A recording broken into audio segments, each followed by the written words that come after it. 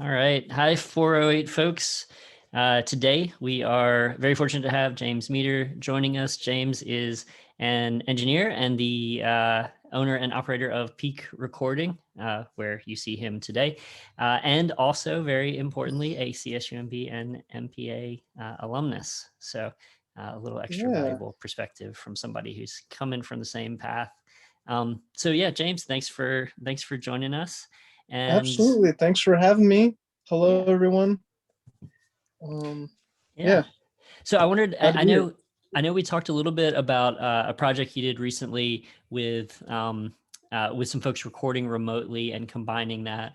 And the students in 408 are kind of doing a very similar thing. They're working on projects collaboratively from all their own spaces. So I'm excited to talk about that too. But maybe before we get into that, I wondered if you mind talking a little bit about kind of your path, post graduation to what you're doing these days.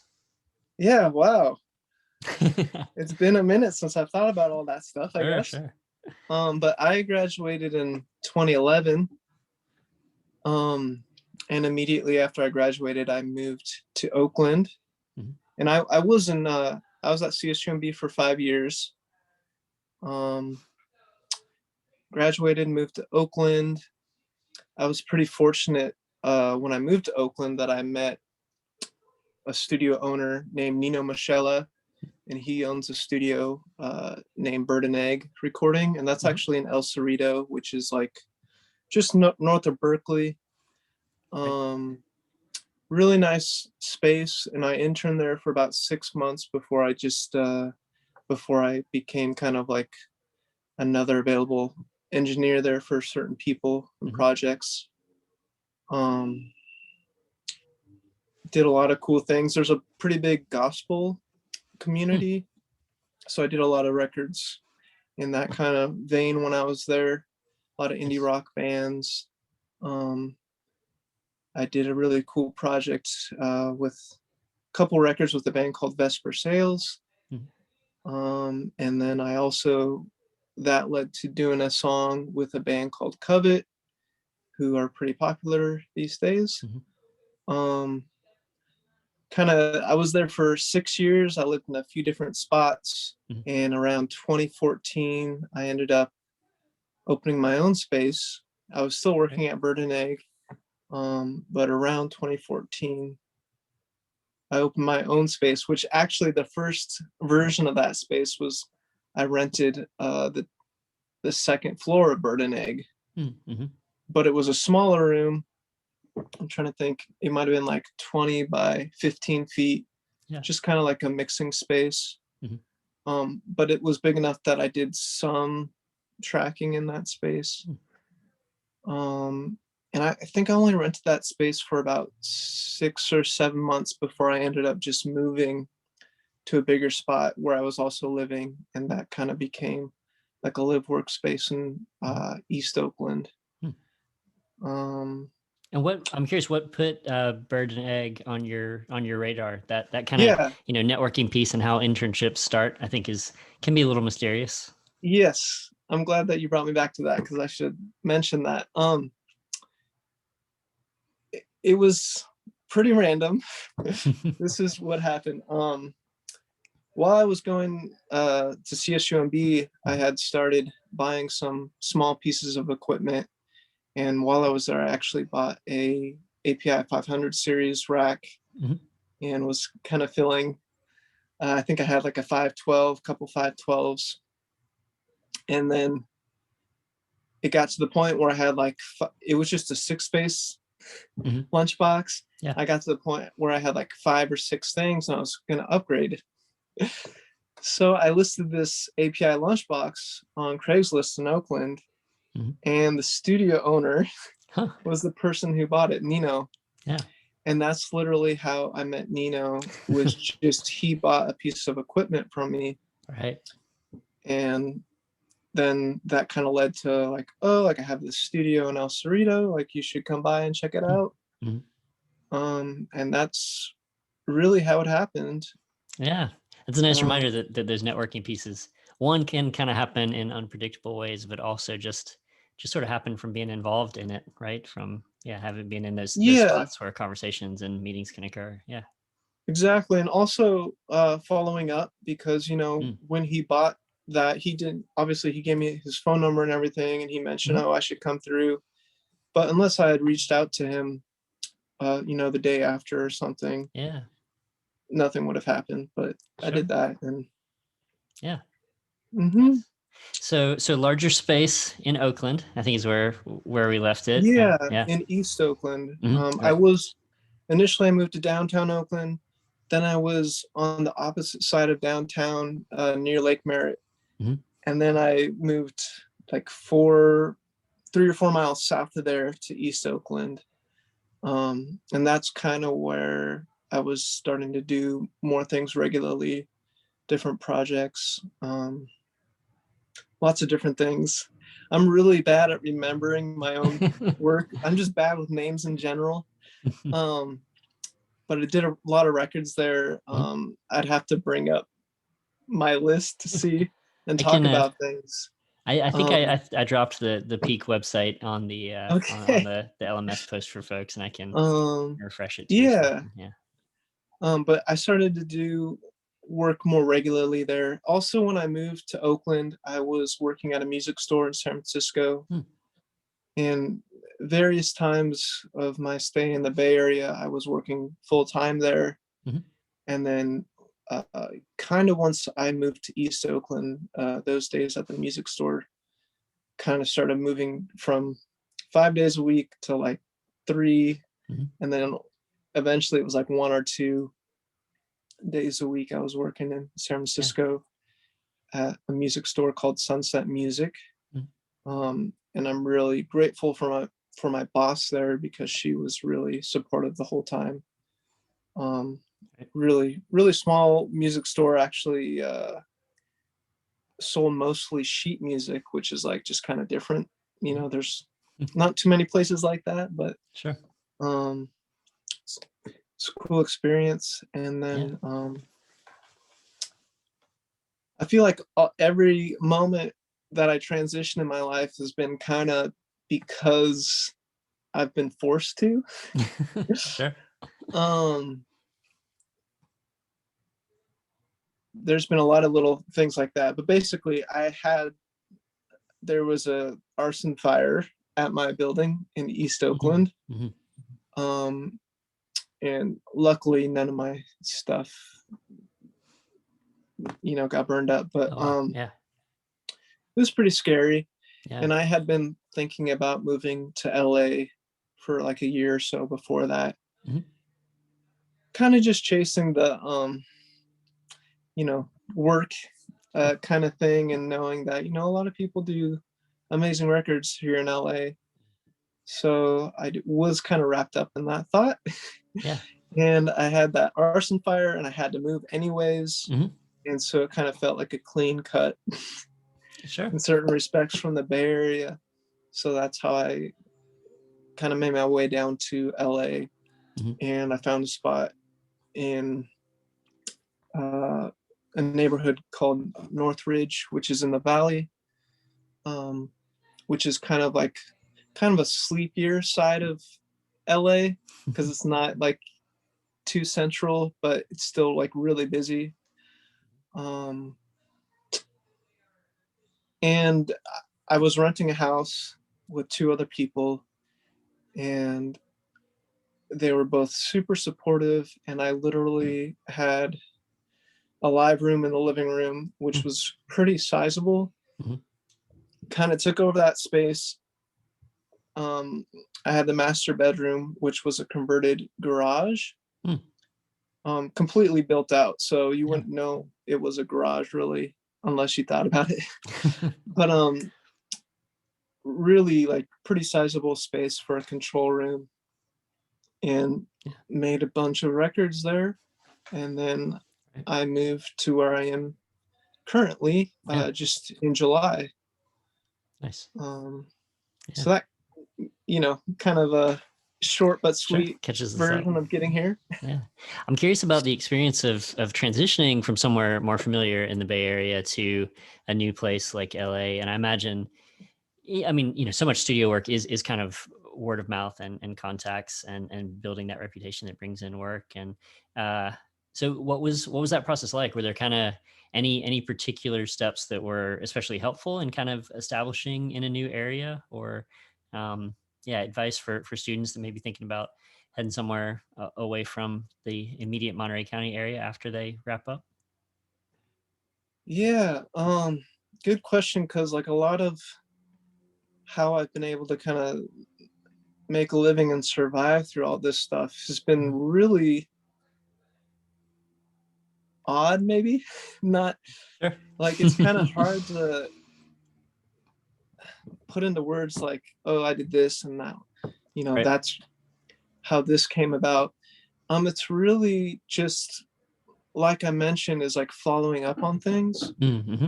So, I knew a couple musicians in LA, and of course, reached out to them like, do you need any help with any recording work? Mm-hmm. Um, I did have a good friend named Vincent, who I've been making records with him for quite a while. Yeah. Um, I think he lives in Seaside. Oh. Um, so we've been working remotely recently on his new record, but Oh yeah, is that he records under Leche Malo? Is that right? that's right. Yeah. Yeah, yeah, gotcha. Yeah, I don't think we met in person, but I've heard enough about Okay. his He stuff in knows the area. Eric pretty Right, well. right. Yeah. Um, so he was actually, interestingly enough, he was making a record in LA. He was planning on making this record in Mm, LA before I moved to LA. And he made a record in Long Beach at a studio called Big Ego. mhm. And he just invited me to the session. Yeah. Um, I was, he actually paid me to like shoot some video and Nice. sit in Yeah. on the session. Um, but I got into conversation with the studio owner there, and who was making and producing the record.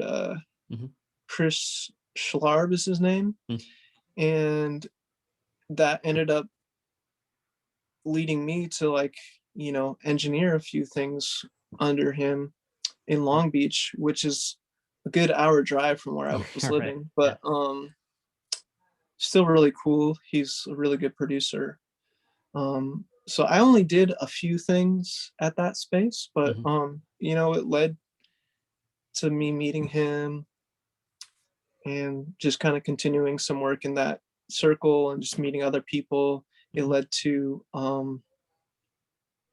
a really cool record EP that I made with a band called Wires that was tracked at Big Ego. The rhythm section was tracked there, and then we did overdubs at my place in Northridge. Hmm. Um, so that was a cool one. Nice. Uh, yeah, Yeah. I don't know that answers your question, other than I think following up Right. and just kind of like pursuing every possible avenue, no matter how small it is, Absolutely. has really helped. Yeah, yeah. I mean, definitely already seems like that's a thread, right? There's turning those kind of chance encounters or connections into something that becomes a working relationship, and that makes a lot of Yeah, sense. Yeah, yeah. It's a good message for folks to hear, I'm sure. Yeah. cool. Hmm. Yeah. So, do you want to talk a little bit about the project? I'm definitely curious to hear about how it came together, and I think, like I was saying, the students are working on something that in some ways is very similar. So, how that process is looking in a professional studio environment, I think will be very instructive. Okay. You mean the three that I mentioned in my email? Yeah, and in Is particular, I thought we could focus on the one you mentioned with the with other folks recording remotely and then okay. put it together. Yeah. Cool.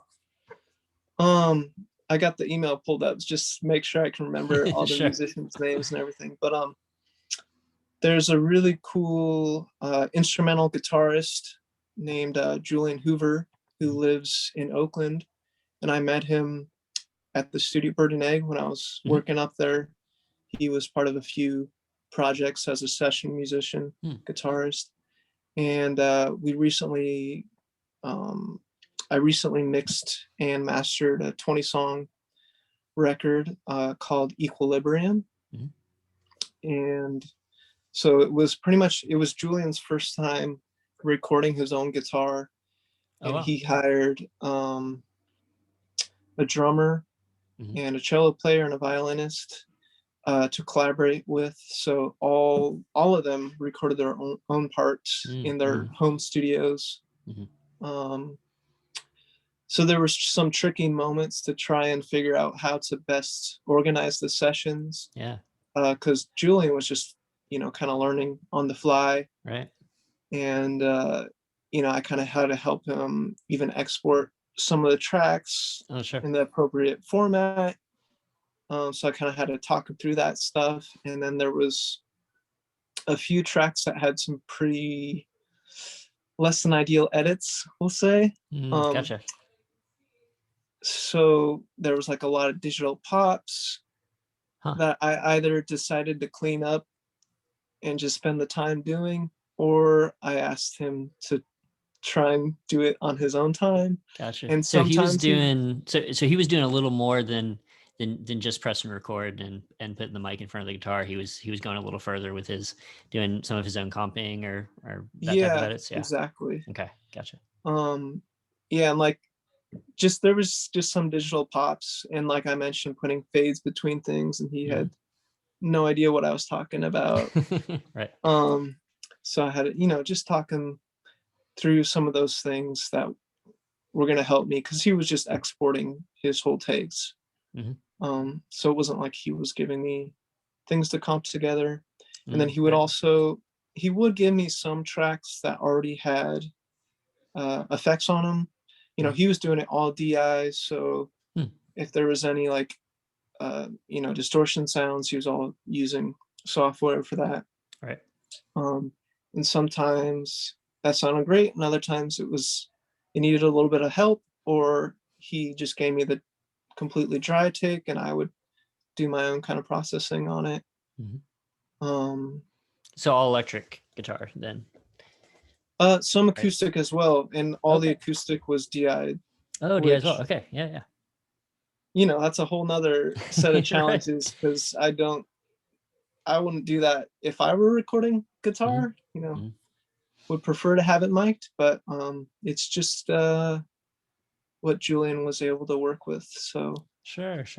Yeah. I mean, and I suppose certainly if you're, if you don't have a space accessible and maybe don't even have a mic accessible, right? Then yeah, I don't that's what's know available. that he had a mic. Right. So yeah. And then all the the drummer recorded everything, and both the cellist and the violin player recorded their own parts. I know that Julian, everyone was a session musician involved, and then I remember Julian was he told me he was kind of surprised that I think he was using Logic, that he would put like the auto tune plug-in from Logic onto the violin and the cello tracks, and he preferred that. So he had given me some of the dry tracks, and I had mixed them dry into the mix, and he told me, he's like, oh, you know what, I prefer the auto-tuned versions. So I'd have to do the mix again with the auto-tune versions, and he was like, I thought like I wouldn't have to do this, but this sounds better. Right. We just Yeah. So between the musicians, so I guess first, was it the type of project where he has notated parts for all these folks, and so they're so then is he what was kind of like that communication process and even just that straight up like file sharing process to get things for those folks to play to? I only ever talked to Julian. So wow. Okay. Yeah. All the players sent him their tracks, and then he would send me everything. Gotcha. And I think it was pretty, everything was just kind of streamlined. He didn't really do anything to their tracks other than maybe the auto-tune situation. Right. Yeah, that's interesting. But that's kind of how it went. It was a little bit tough with the drums as well. This was also kind of a newer thing for the drummer. Super talented drummer, but he just hadn't recorded too much, and Right. he probably had like some sort of drum microphone package. Mm-hmm. So the sounds were slightly on the thinner side than Mm. I like. And I'm not necessarily one of those people that like to use samples if I can help it. So Yeah. I didn't use any samples anywhere on the whole record, but Mm. I definitely was tempted. Sure. And I could tell that like the room that it was recorded in didn't have the best sound to it. Mm-hmm. And, I would have liked the overhead mics to be closer to the cymbals because there was just like a lot of wash going on. And it Gotcha. wasn't necessarily a wash that I thought contributed to the song. Yeah. But at the same time, I think a lot of the little nuances that aren't ideal kind of contribute to a sound that can be interesting. Mm-hmm. So I'm sitting on the fence like, oh, can I make this better? Should I change it or should I be true to what I was given? I usually Yeah. try to lean towards that side, like try to keep all the parts that are there and just try to make the most of them and Sure. like kind of feature things how they were recorded. Gotcha. Yeah, I was going to ask, especially with that, the sense of drums or the sense of space on the drums in a situation like that. That does seem like it would inevitably be tricky. The odds that the drummer would have, a space to set up that would work really well. So it's a situation where, in this case at least, you kind of try to roll with the space of sense on the drums rather than apply sort of room reduction techniques Yeah. to pull it out. Okay. Yeah. Yeah. Yeah. Mm-hmm. And what is that? I'm curious what that sort of how that manifested then on the in relationship to the other tracks too, right? I imagine and that kind of probably informs uh, the whole gamut of choices around mixing the drums. Then, Um, so how do you mean? Like, well, so if you're thinking, all right, this is maybe a suboptimal space that these drums happened okay, in, but I do want to keep it. I think there's one version. Well, so for instance, thinking of the other instruments, are you then in a context where you're going to try to match reverbs a little more closely, or do you I feel free see. to treat that as almost like an effect reverb on the drums, and it can kind of be in its own space? And then even just within the drums, is it do you like lean into it really hard and compress them and try to get those reverb tails up and just like, okay, this is the reverb, and I'm gonna make sure you know it, or do you kind of walk the line there between, letting it be what it is and really emphasizing it. And I'm sure all this is, project specific, Yeah, right? But yeah. exactly. It's very project specific. Um, yeah, I think, I try to use just one or two reverbs on Mhm. every mix. And usually, um, it's interesting because, like I said, all the guitars are all pretty much DI'd, or I will Mhm. get some wet tracks and they're going to be in different spaces. And I try to just roll with it and make it match as much as possible. I don't get too much caught up if things sound maybe not super real. Sure. Like if things are in different spaces, that can be fine, even Mhm. though maybe not ideal. But usually I wouldn't like send the overheads to reverbs Mhm. um, in that I'm using on the track. I just let it be a different thing. I will send like the close mics to reverbs. So like Mhm. mostly the kick and the toms will go to the reverb send that I have on the mix. And I will like think about it a little bit, like as Mhm. long as it's like in the ballpark, like the overheads were like pretty bright on these things. It was like tracked in a small room. So Mhm. I'm aware of that and I'll like probably instinctively kind of dial that into my reverbs. Yeah. Um yeah, maybe I don't think about it as much as I should, No, but no, that no. is No, I think that, yeah. I think there's certainly an argument to be made for, I mean, one thing we kind of work on, one of my sort of approaches to teaching this stuff is to uh, give students that experience of really articulating the vision, right? Like here's the thing I want it to mm-hmm. sound like. And I do think probably the more experience you get, the more that link between vision and result doesn't have to be something you spend a ton of time consciously mapping out and planning out, right? Like, you want it to sound like Yeah, that, so you do the things that make it sound like that, and you don't have to go through the extra it's process. it's probably something I kind of take for granted these days, but Sure. Yeah. definitely had to work on it and still work on it, but maybe just not as much. Yeah. Yeah. No, that makes Hmm. sense for sure. So then with the in the process of working with the guitarist from that standpoint, and working remotely with a client, do you have ways to kind of share in real time and get feedback and make changes in the moment, or is it all here's a bounce, here's notes, here's a bounce, here's notes? For this particular project, it was all just back and forth. Hmm.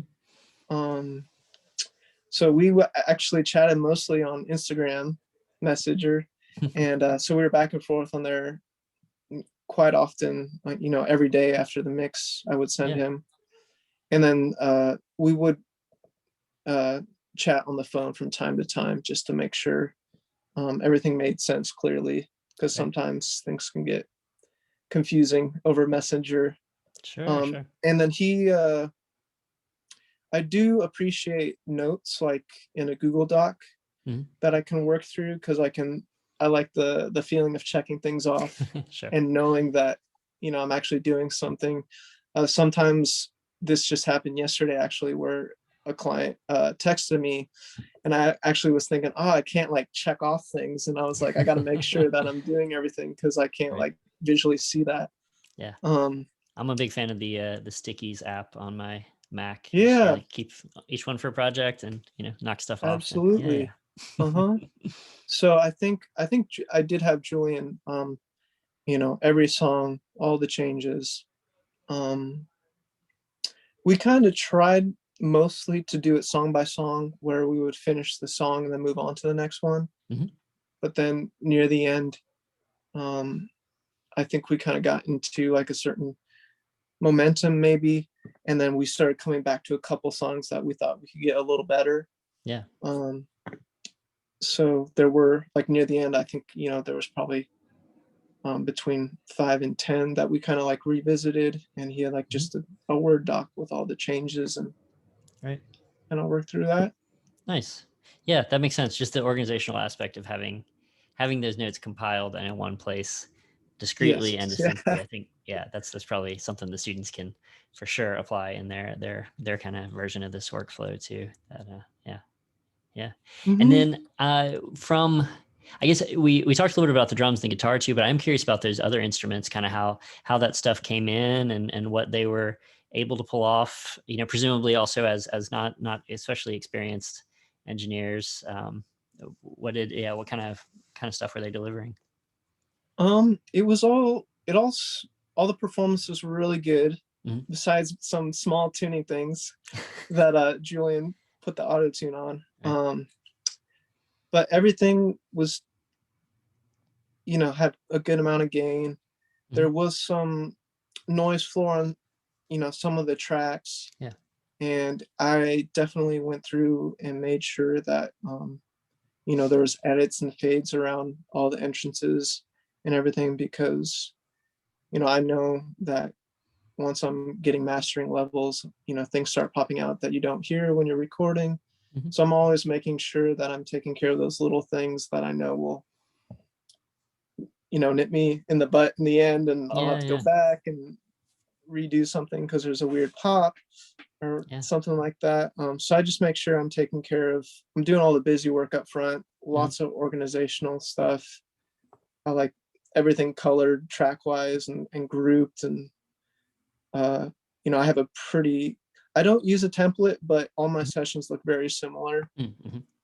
Um, so I can just get around them pretty easily. Yeah.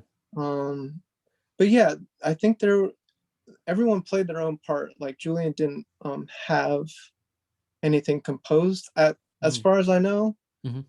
That might be not 100% true, but I just wasn't involved in that part of it. Sure. Um, but they sent me all the tracks. Um, were good. Again, like Yeah. this actual room tone for the violin and the cello weren't the best. There was like, just some strange comb filtering or, Mm-hmm. Little buildups of frequencies here and there. And I would just notch them out and Right. just kind of keep moving with it. Yeah. One other question that occurs to me in that direction, what you were saying before about mastering levels and noise floor, especially on a project like this, does that provide a little incentive to maybe keep something on the mix bus that you can, you know, kick on and give you the, the super rough mastering just to kind of get that something approximating the levels, or do you still, or, prefer to hold off on something like that?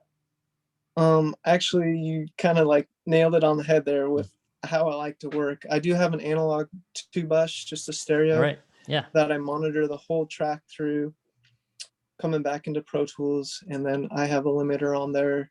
I usually don't. I do have a outboard EQ that I use gently on the two bus, and then I have just an L2 that I'm using to mimic, Yeah. mastered mix.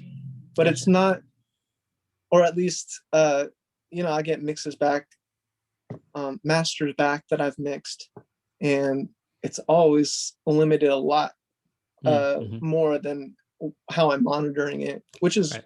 okay. But I'm always surprised. A lot of the mastering engineers are getting it loud. Yeah. Yeah. Yeah. I'm curious about that. We keep getting, articles about how the loudness wars have ended, but I don't know that the mastering engineers have all got that memo yet. No, it's pretty tough because a lot of the artists like things loud too. So yeah. it's hard to win that argument ever.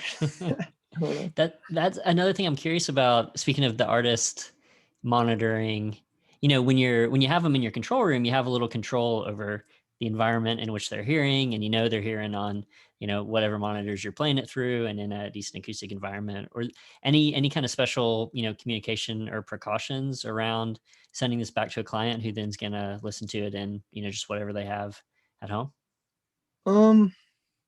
Well, I do knock. I'll send them the mix with my limiter on it. Mm-hmm. The limiter I'm using, it's just taken off, I don't know, 2 or 3 dB on the peaks to get the RMS up a little bit more.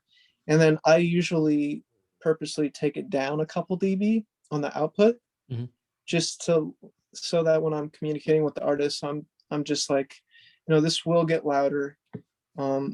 I want my thought is that I want the mastering engineer to give the artist something that's more impressive sounding. So I leave a little bit of cushion for that to happen always. Sure. But I will mention that to the artist. That you can expect the loudness to come up. Yeah, you can expect it to get a little bit louder. But this is close. So I always say, if there's things that you're hearing, I don't try to rely on mastering. So if there's something that they're not liking in the mix, if it's a level thing or a tone thing, that they let me know so that I can make an adjustment. Right. Because it's easy to be like, the mastering engineer will take care of that. Like, don't worry about it. But I've learned that that's probably not the best way to handle it. Sure. Yeah. So I always try to take care of it. Yeah. And I actually prefer people to judge things on their own listening equipment, just because that feels like more real world to me. Sure. Even though it can get tricky sometimes, but usually people kind of understand. Like, they'll be like, oh, it sounds great in the car, but then I played it on this and it sounds a little bit weird, but then my headphones sounds good. So they're usually kind of forgiving, or they understand enough to know that if it does change that much, the mastering engineer will probably take care of that little bit of difference. And do you tend to specifically give them that direction on listening on multiple devices? That's probably something I should do, but I just I guess I don't really say I haven't said that too much. It's just, I think people naturally do that. I think that makes sense. I always throw it on stuff when I'm sending things out, but I always wonder, I think you may also have the luxury of working with artists that are a little more experienced in doing studio projects than some of the folks I work with, because I definitely get some comments back occasionally where I'm like, I mean, I think this means you played that through your laptop speakers, because Yeah, like the where's the bass is not that bass? low. Yeah. Yeah. Right. But yeah, Hmm. that's it's good to hear that there are, yeah, there are folks out there kind of doing the multiple listening environment comparison as a There default. is, Yeah. there has been people where I do check in about, I ask them, like, what are you listening on? Mhm. Just to make sure, because I have gotten that comment before, like, oh, there's no bass. I'm just like curious what they're listening on. Mhm. Like, hopefully they don't have iTunes with the preset EQ and something strange is happening like Right. that. Yeah. Um, Nice. So is that project, are the mixes wrapped up, and is it on its way to mastering, or already mastered? yeah, that record's released. Right. It's on Spotify. You can find it under Julian Hoover's name. Gotcha. It's on Bandcamp and I assume everywhere else. Yeah. So Um, I'm curious about your thoughts on the master then too, right? Coming out of a very mhm. distinctive recording environment. Do you think, well, I guess it depends too whether Julian kind of involved you in the conversations with the mastering engineer, but whether you got any sense that it was approached differently at mastering, or if it, if it feels a little different as a result of knowing that context. Well, this is a record that I mastered, Oh, so gotcha. there All wasn't right. So that you step knew. for this one. Yeah. So I knew what I was going into, and Yeah. that's another thing. If I know that I'm going to be mastering, I always make sure that I'm keeping things organized. I have, Mhm. um, once I get kind of like the okay that the mix is good, I automatically make a session and have kind of all the stereo mixes building up into a master session as I'm going. And then if we have to go back and redo something, I'm just changing that out so that I'm Right. keeping organized, because many years ago I probably wouldn't have done that. Mhm. And then I get to the point like, oh shoot, what mix do we agree on? Right. So that's something that I make sure to do these days. Mhm. Um, sorry, Yeah. what was Well, it? so I guess I think the question's still relevant. Just whether, yeah, did you find yourself approaching the mastering differently because of the kind of distinctive way it was recorded? I see. Not really. I mean, Mhm. it's one of those things where, because I did mix it and I know the song so well, I'm really just making sure that the level's appropriate. And then I'm also listening between the songs for any sort of like EQ kind of thing where, oh, Mhm. this song sounds better compared to this one. Right. Is it an EQ thing? And if it's something that I can do where I'm just like taking out half a dB or 1 dB of Yeah. 300 hertz, then I can do that easily enough and still retain the sound Yeah. of the mix. Um, so yeah, when I'm mastering my own stuff, I'm doing pretty minimal changes, Mhm. and just trying to keep the sound of what the mixes are doing. Because as long as someone's happy with the mix Mhm. and you're not doing drastic changes in mastering, they're gonna like it. Yeah. Yeah. That makes sense. Yeah. Is your workflow? I mean, you talked about the two bus and the L2 and the analog EQ as well. Do you lean more in an analog direction for mastering versus mixing, or kind of, project specific, or yeah. Very much project specific.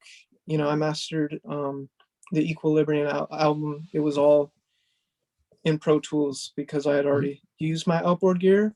Right. Um, if it's something coming in and I feel like it could be helpful to put it through analog stuff, I'll Yeah. do that. If it's a stereo, if I'm mastering something.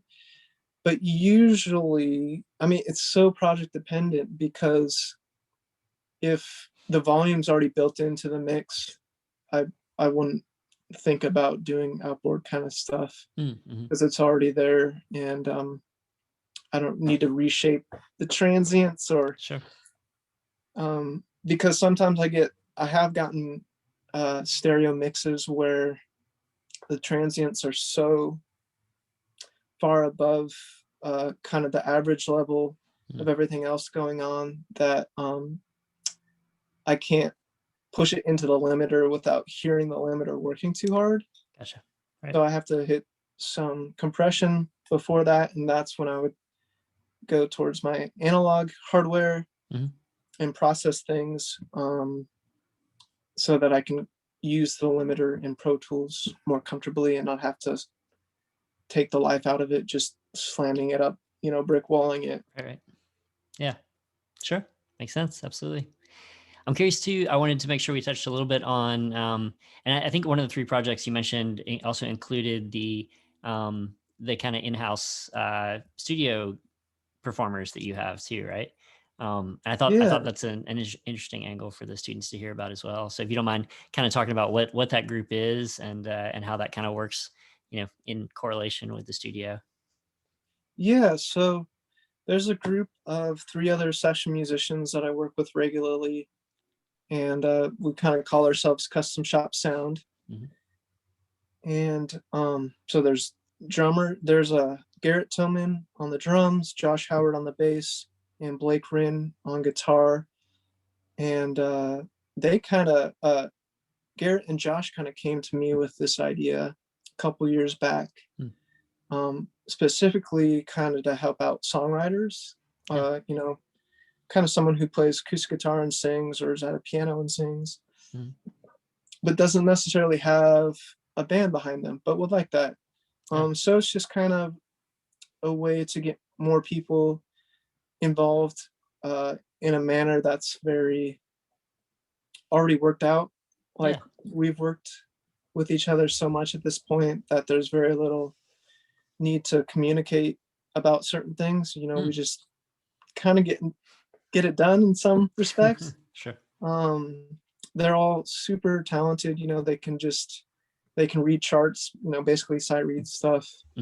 So that's, really impressive. I don't always get a chance to work with players like that, but that's been really nice. So we've done a few different songs and records with that crew. There was just a song that came out that I mentioned to you called Here For You. It's a song by, did I write it here? Gene Makovsky.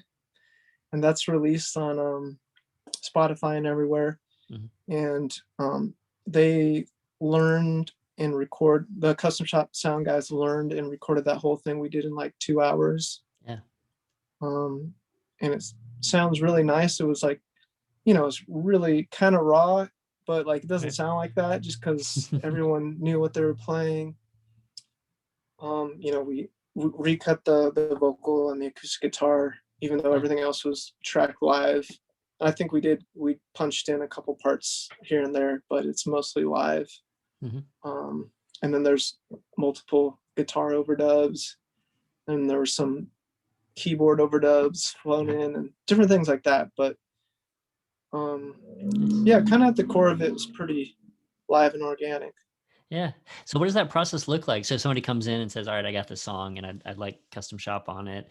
How do you get from sort of, hey, I'm interested in these instruments on the track to being ready to track them? Are you working with folks on lead sheets, and is there kind of arrangement discussion, or how much is just kind of in the hands of the players too?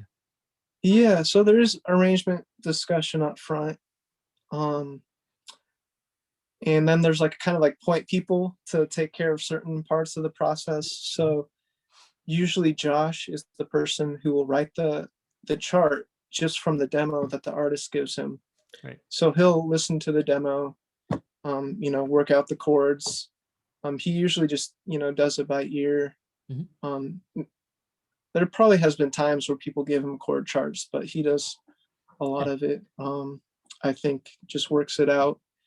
And there'll be like moments where he'll like write out, I don't know, different modulation changes. I'm not too involved in that part of it, I guess. Yeah. It's strange because with that group, I'm working so quickly.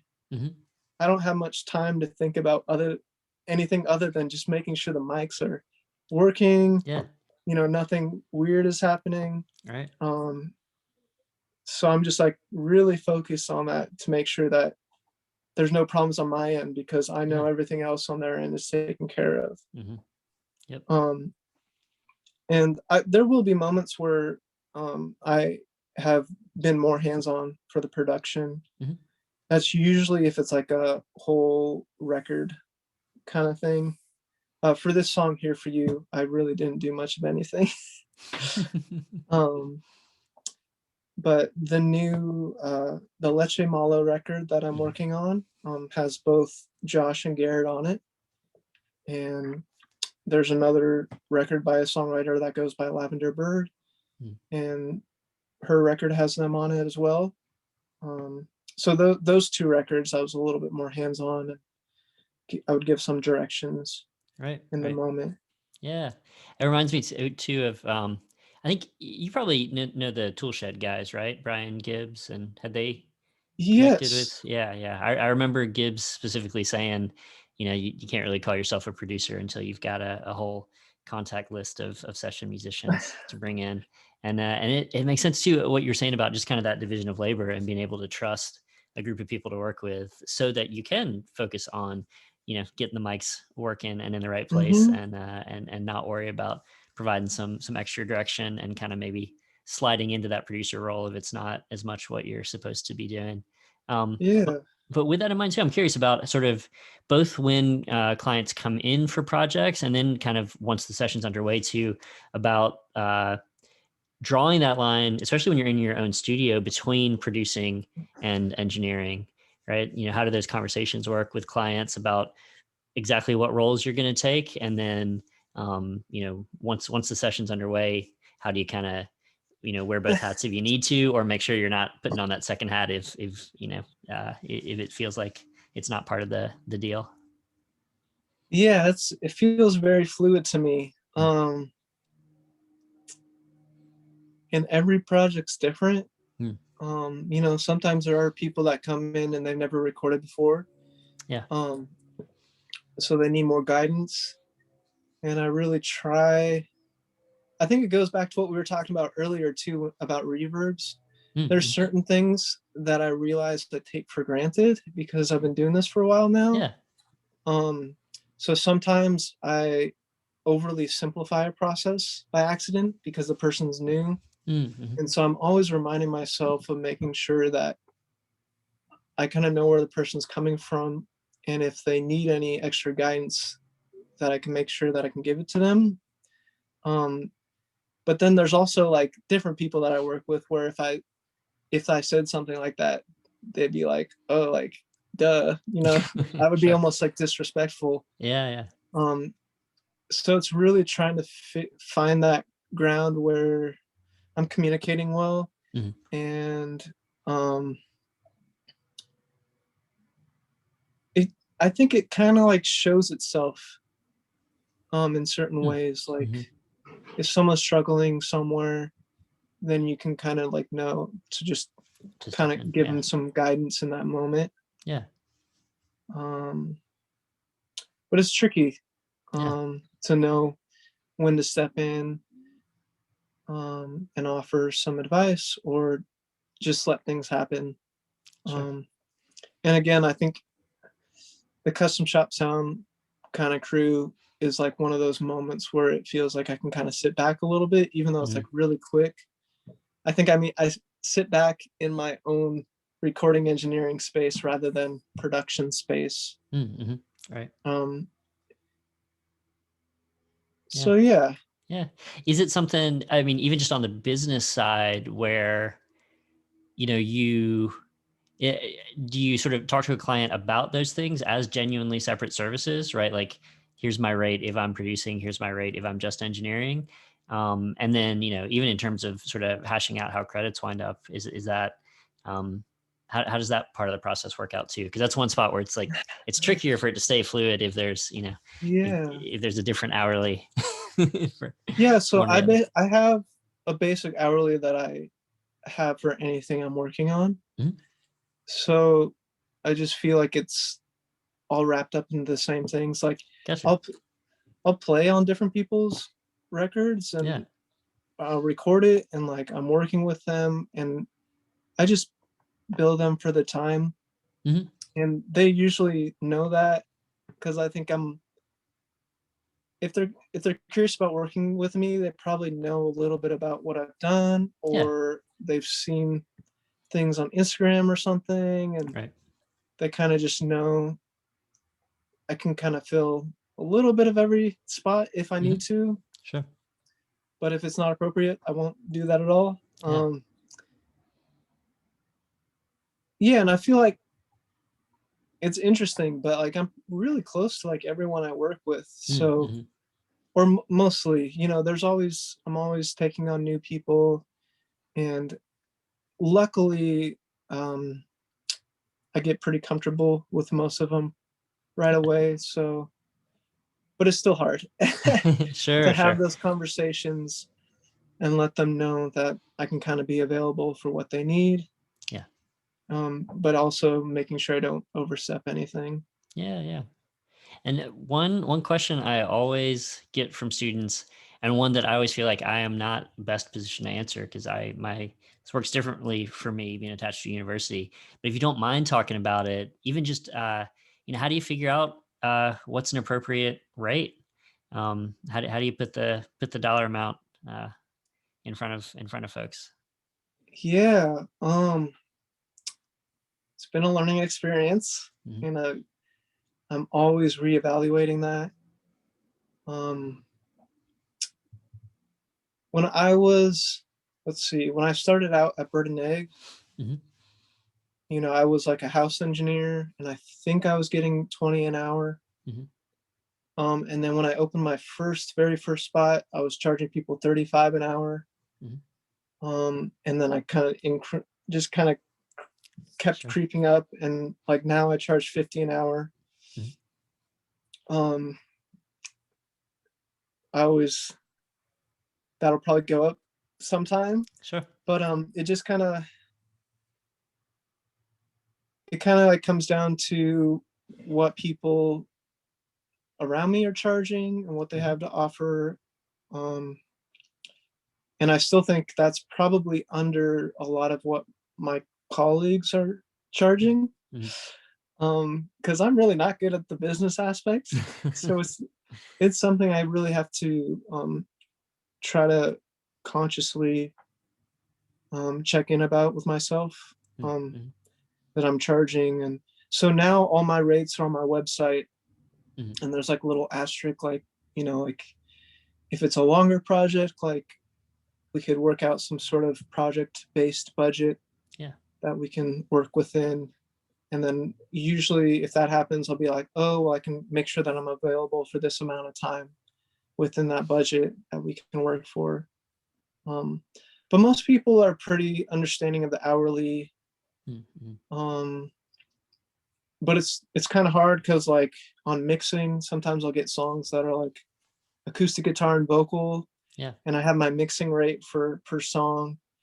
And so sometimes it doesn't make sense to charge one flat rate for all the mixes if Mm-hmm. certain mixes are going to take me maybe a half hour if it's guitar and Right, right. vocal, like. Yeah. And then there's these huge mixes I'll get with well over 100 tracks, and I'm Sure. charging the same amount. Yeah, um yeah. so it's kind of just an ongoing conversation. And then like I have a built-in my normal mix rate, I have a built-in additional 2 revisions. Mhm. So they charge me, and then I do 2 revisions after the first mix with them giving me notes and feedback. Right. um I want to say that it doesn't always take that long to get Sure. there, Yeah. but usually people like the other like downside of that is that people know. So they Yeah. sometimes they'll be like, oh, well, could we try this on the Just lot, want to hear it. Yeah. Yeah, yeah. so that usually happens. That's okay. um and then sometimes we don't quite get it there in 3, so then I Yeah. just charge an hourly on top of that. Mhm. um Mhm. Nice. so Yeah. yeah, I'm trying to think. I think $50 might be close to like what freelance engineers, um who are maybe have a are somewhat early on in their career are charging here in LA, but it's probably pretty far from what some of the people who have been in the business and have credits are charging. Sure. Yeah. The other thing to mention, oh yeah, I usually the hourly is including my studio space. Oh, right. Which isn't something that's normal. Yeah. So kind of a well-equipped studio in LA runs between 100 to 150 an hour without the engineer. So I am charging on top of that when I'm working at other places. So it can get expensive pretty quick because most of the people I work with are out of pocket. Yeah. And then if I compare that to the Bay Area is ironically much cheaper than LA for studio time. Yeah. Which is interesting because the cost of living in the Bay Area is higher. Yeah. and in some ways probably, well, I mean, I guess there's a pretty high density of studios up there too, but I would imagine the per capita studio number is a little lower in the Bay Area, at least than LA. I think you're right. Yeah. So, but I feel like LA studios are busier. So just more projects happening. Yeah, probably. Yeah. So maybe that's a nice pivot too. Since I noticed you're on your phone, do you mind giving us a little studio tour of the space too? That's one thing. Normally we'd be jumping up to Toolshed and Mars and Aptos and seeing a couple spots in person. So next best thing, right? Sure. Yeah. Cool. How's the best way to do this? Let me see if I can turn this around. So this is my little workspace. I would have cleaned it up if I would have known I was showing sorry, but that's all right. So I have, NS10s and Atom A7s. Right. And then these are my racks of gear. My TT patch bay. And this stuff here is mainly what's my 2-bus, as well as this Orban limiter. So I use all that stuff. MS-20 synth, mono synth, right, and a really cool ARP Selena string ensemble, which has a very distinct 70s quality. I mean, that's when it was made, but just really interesting. I love that thing. Cool. Yeah, this couch, bunch of guitar pedals, pedals that I've been using recently, and a Rhodes and a Juno. Yeah. So this is my little control room here. Right. And it's big enough, I can work with, sometimes I'll have a stool here, and guitarists can sit there and we can overdub. I haven't been working with people much at all. I do have a live space out that door, but it's really messy out there at the moment because I have amps kind of going everywhere for some recent guitar work. Yeah. But maybe if we do this again, I'll definitely show you that space out there. I'll make sure it's cool. Yeah. No worries. Do you have like a camera setup or something to see what's happening in the live room, or is it all audio communication? I just do talk back, kind of back and forth, and that's how it's always been. I mean, obviously, if I'm working with someone here in the room, that's pretty easy. Right. But that's, for me, it's never been a must to have that in visual communication. Obviously, I work in a lot of spaces that have that. And I guess it makes it easier, but I don't think it's a must.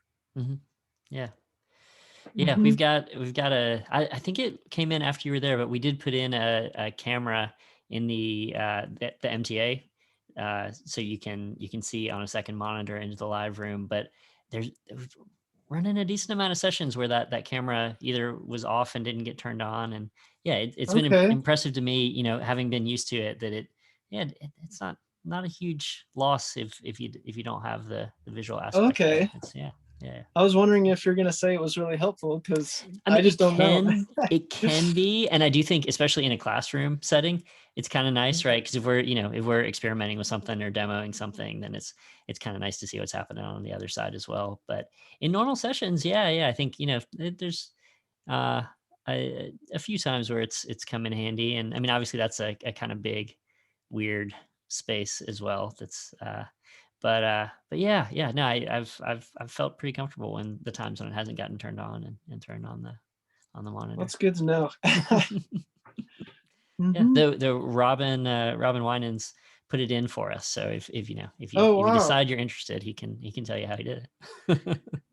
Cool. Yeah, Robin's a really close friend of mine. He's working on some of my gear right now in New York. So, Right. Yeah. For the students that mhm. have not met Robin, he another alum, and yeah, formerly also around the Monterey Bay area, but recently moved to New York. But he was doing a lot of work Yeah. on the board and some other stuff in around the studio for us. Yeah, we'll kind of say that, like, I have so many close friends that I went to college with, that Mm-hmm. I still keep in touch with. So special times. That was, Right. uh-huh. Yeah, that's true. We started off talking about that networking piece a little bit, and it's worth remembering that yeah, the classes absolutely can be that too. And Hmm. yeah. We've got some collaborations coming up with the cinematic arts folks as well, doing some post production audio and things like that too. And yeah, I always think those are that's a foot in the door for professional working relationships further Absolutely. down the road too. Yeah. Hmm. That's That's one thing probably, too. Oh, go ahead. Yeah. I was gonna say, I don't do a whole lot in that world, so that's not something I know much about. And that's where I was headed. I was gonna, especially being in LA, curious about, how firm the divide feels between post production and the music side. Um, I gather there aren't really that many studios that do both, really, at least in LA. Yeah. Yeah, I'm not really sure. Mhm. I feel like I should know more about that, Yeah. especially because I like to go for a run every day to have an excuse to go outside. Mm-hmm. And where I live now in Echo Park, Hmm. there's a lot of, like, where I live here in this house, there's a lot of like Victorian era, like really old looking houses. So like there's Hmm. so often I'll go for a run and I'll see a house, and they're doing these huge productions outside of it, Right. and they'll have these, like, Model T Fords going Mm-hmm. out in the street. It's like really, really interesting to see all that going on. And I've done some like voiceover editing Yeah. for a few projects, Hmm. but it's definitely not a normal thing for me. Sure. Yeah. Yeah, I mean, I think there's a lot of ways in which it makes sense to kind of, treat them as specialist activities. At least if there's enough studio density that specialization on post Yeah, makes sense, and certainly that'd be the spot for it. But yeah. and especially because I think space is a little bit tighter in Mm, LA. mm, So I know there are some, like, there's a lot of studio spaces where there's a producer mhm. who needs to rent a space away, from where they live. They need Yeah. like a specific workspace. And so there's a lot of studios that are actually just like multiple rooms Mhm. that are, the same size as where I'm working here. And they're doing certain things like that. And it's just like Yeah. in a small room, and it's just for that specifically. Sure. They Yeah, don't yeah. need the space. So Yeah. If you're doing ADR or something, then yeah, you don't need a live room that can fit an orchestra. yeah, you need just one really nice mic and pre, and Yep. that's about it. Maybe a screen on the wall. Yeah. Right. Yeah. Hmm. So let's see. I was going to ask too about one of the other frequent questions I get, and obviously you've been through this process, is uh, building up that gear collection, right, to a point where you can genuinely start doing your own sessions. So I'm curious to ask about kind of how you went about that process, and advice for priority, and kind of where the inflection point is to to move up to a board, or to start investing in the rack gear, or whatever it might be. Well, oh, I gotta plug my phone in here. Okay. Um, uh, Good question. It's another one of those things, much like I was talking about the business aspect of everything. I'm not good at the gear situation because I have way too much of it, and it's definitely something that um I sometimes get embarrassed about because it Mm, becomes a problem mm, when I get worried about paying bills every month. sure. Yeah. Um, I'm trying to think. Yeah, I don't. Let's see. I prioritize things Yeah.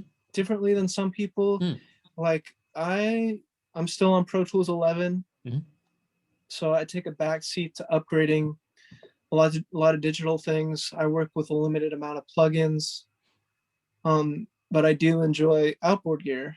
mhm, So, um, and it seems like to me, like I think, if I want to, if I'm short on bills mhm, some month, I can turn around and sell some piece of equipment for sure. the same amount of money that I had bought in it for, Yeah. and I'm not too worried about it. Right. Whereas, the plug-in thing kind of is intimidating because I know that's kind of feels like it kind of goes away. Right. Right. Yeah. Um, so that's just my sense around that. I really try. I've gotten better at not buying as many things and just Mhm, making sure that I know the pieces that I use regularly really well. mhm, Um, and they're reliable and they mhm. work with, different styles well. Right. And I also look for things that maybe are not something that everyone has, Mm, mhm. whether that be instruments or outboard gear or effects. Um, so like I have some guitar amps that are kind of unique. Um, they're not something you come across a whole lot, and they like Right. usually are different than the staple of someone that might come in with like a Fender Hot Rod or something Sure. like that. That is kind of easy to find. So I keep an eye out for things that are unique, just because they kind of supplement what people generally have. Yeah. Um, Is that and something to also do you find people specifically come into the studio for that, either for particular pieces of gear or just because they know there's a diversity of stuff that they wouldn't otherwise have access to?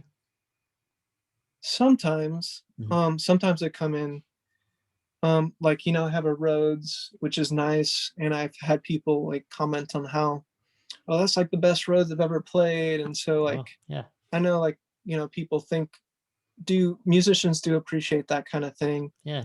And then I've also run into other situations where I kind of didn't uh I kind of shoot myself in the foot, I guess, because like I have a CP70 electric piano in the Mhm, live room, and I got that for a good price, and mhm, it's not something that too many people have, and it's known because Elton John used it on some records in the mm, 70s, that kind of thing. But at the same time, I've had it for like a year and a half, mhm, and I've never had it professionally tuned. right. So there was one. It happened to be the custom shop sound project where we brought in a keyboard player and we wanted to use it, and it sounded so nice, Yeah. but it was out of tune. Right. So it's like, well, that's pointless.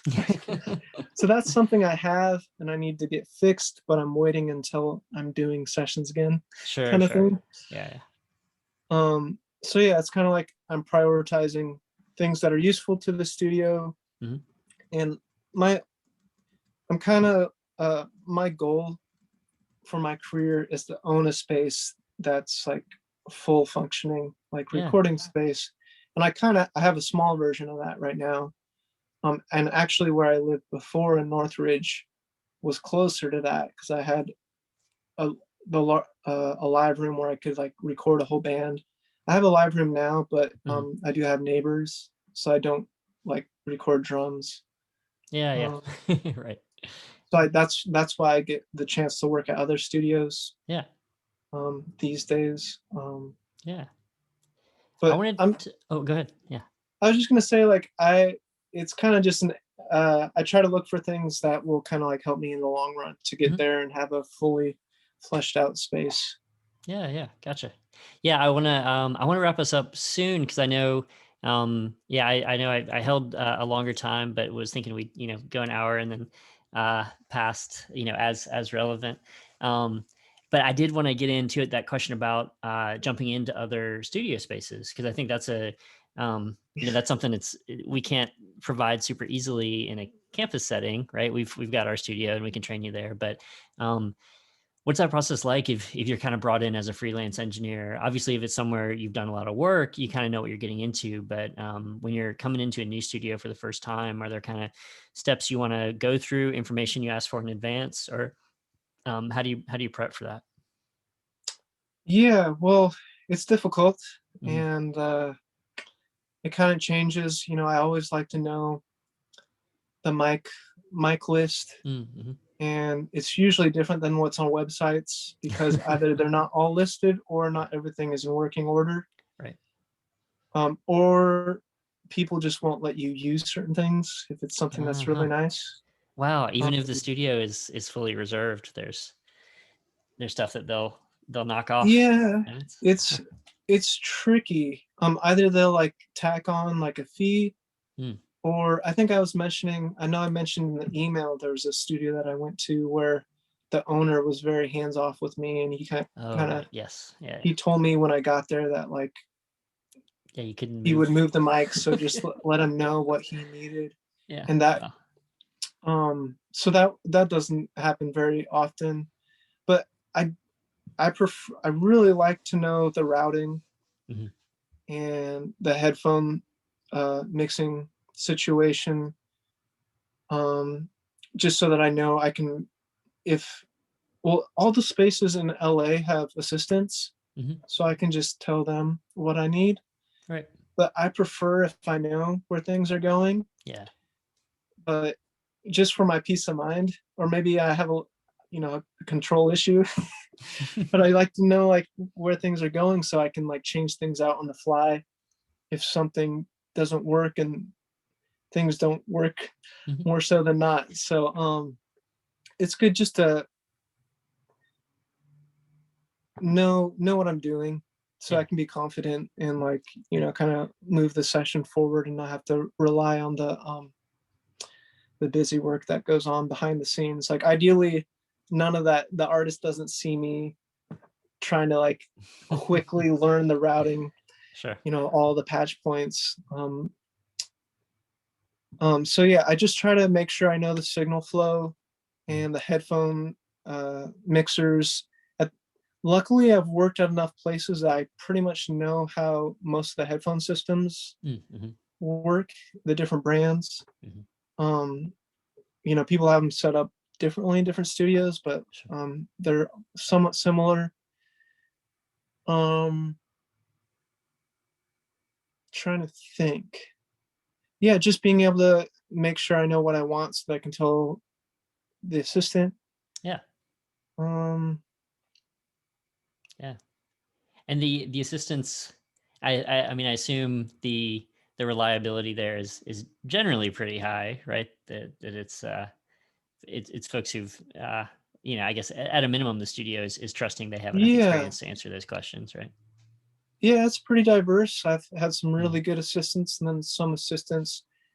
This is strange. There's a few studios that I worked at Mm. where um, they won't, the assistant, I feel like, won't explain to me the signal routing Mm. because some studios like it to where everything just patched Yeah. Yeah. all the time. And I actually prefer it not to be like that. Hmm. I like things to be kind of starting from ground level and then kind of like patching things in. Yeah. Um, Again, it might come back to that control thing Yeah. and knowing what's going on Well, at a so that minimum, it there's probably no, gives you more flexibility, right? I mean, I guess if it's yeah. just a normal panel, then you can still move it around. But yeah, yeah. There's something to be But said for, yeah. sometimes I'll go in and it's already all set up but it's not like it was set up for my session. It's just like that's That's the way they how do it's it. there all the time. Mm. And so like at that moment, there's not much that I have to do in that regard, which is fine. Yeah. Um, it's strange because I really like plugging things in. I like moving mics. I really like engineering. So it almost feels like it takes a little bit away from the experience. Sure. Yeah. But time is money, so maybe Yeah. it makes things quicker. Um, Again, I've worked at so many places that I can kind of figure out routing really quickly. Yeah. It just comes with doing it a lot. Right. Nice. Yeah, that makes a lot of sense. Well, yeah. I should wrap us up here in the next couple minutes. Then I guess maybe just kind of we talked about a few things certainly, especially back at the beginning. But any advice to the future alumni watching, interested in these directions? Yeah, definitely like connect with as many people as you can, and the people who you're working with. I mean, I owe so much of where I am right now to like basically friends of mine who I Yeah. am fortunate enough to get to work with regularly. So really grateful for all the relationships that I have. Mm-hmm. Um, oh, there was one other thing that I lost.